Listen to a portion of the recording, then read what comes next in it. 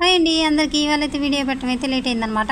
ఇక ఇది పొద్దున పెట్టాల్సింది ఈ మధ్యాహ్నం పెట్టాల్సి వస్తుందన్నమాట. ఏమీ అనుకోవద్దండి.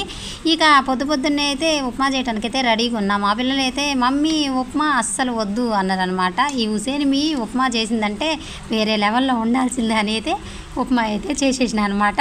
అస్సలు తినరు అనమాట, అసలు ఇష్టం ఉండదు అనమాట.